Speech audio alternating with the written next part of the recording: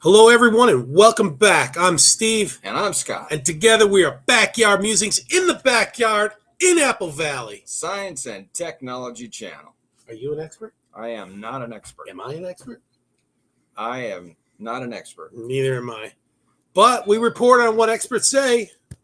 So, This is a cool topic. what's my line? My next line that comes out? Oh, this This topic's is an interesting topic. They're both interesting.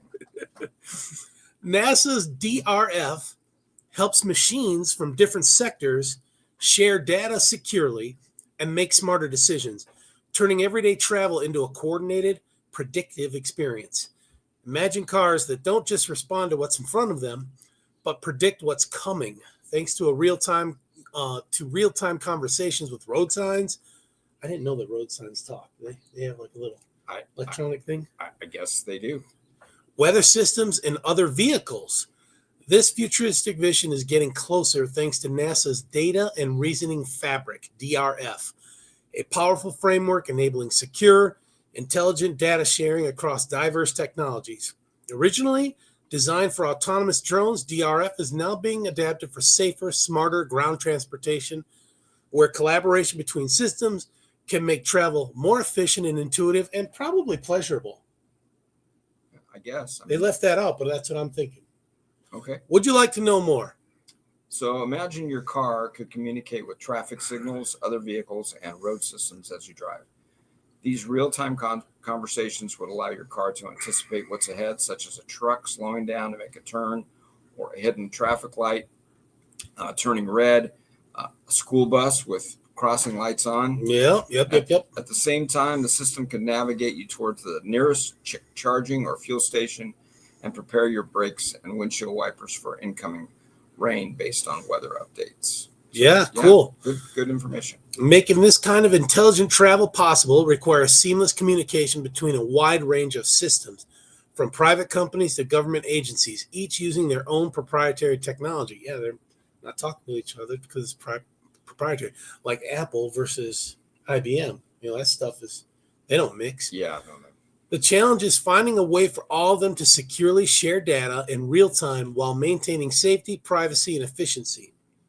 At NASA's AIM Research Center in California's Silicon Valley, technologists have developed a solution, the Data and Reasoning Fabric, which we call DRF, right? Yep. DRF is a software framework that includes infrastructure, tools, protocols, and policies designed to support secure data sharing and decision-making across different machines and organizations. Originally created to help autonomous drones make complex decisions, the technology is now being adapted for use in other domains, including connected intelligence transportation. So if NASA is driving this, there's got to be a space element to it, yeah? Got to be. This means that one day, DRF-informed technology could allow your car to receive traffic data safely and securely from nearby stoplights and share data with other vehicles on the road. In this scenario, DRF is the choreographer of a complex dance of moving objects, ensuring each moves seamlessly in relation to one another towards a shared goal. The system is designed to create an integrated environment, combining data from systems that would otherwise be unable to interact with each other.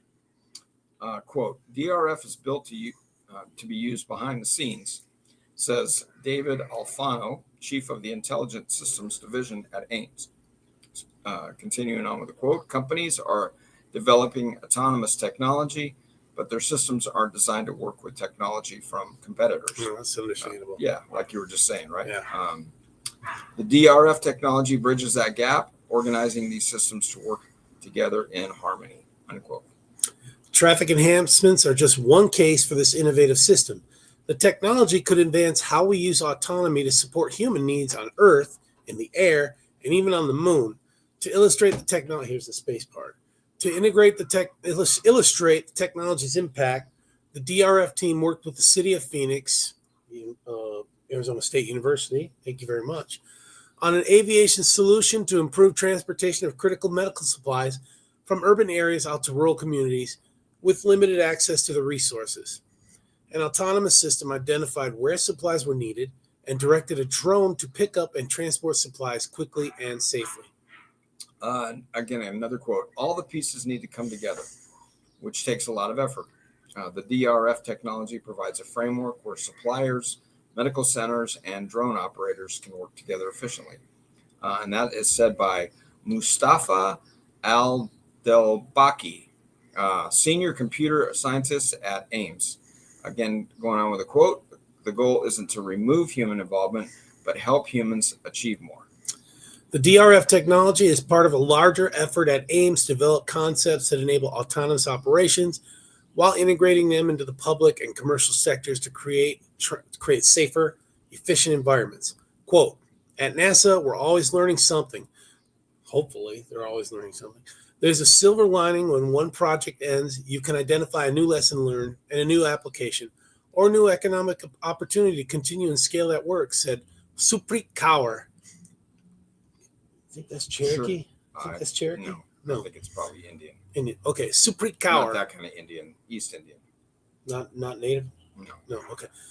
A lead systems engineer at Ames. Quote, and because we leverage all of the information we've gained through these experiments, we are able to make future research more robust. Industries like modern mining involve a variety of autonomous and advanced vehicles and machinery, but these systems face the challenge of communicating sufficiently to operate in the same area.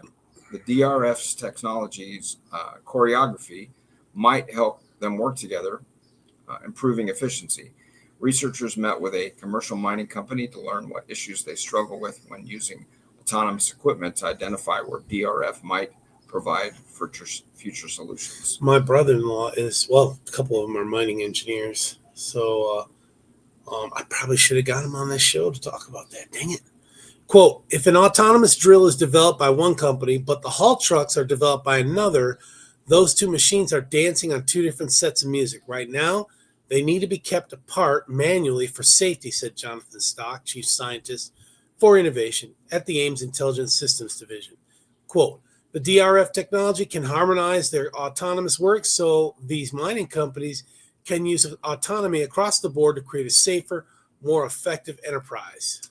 Further testing of DRF on equipment like those used in mines could be done at the NASA Ames Roverscape, a surface that includes obstacles such as slopes and rocks, where DRF's choreography could be put to the test.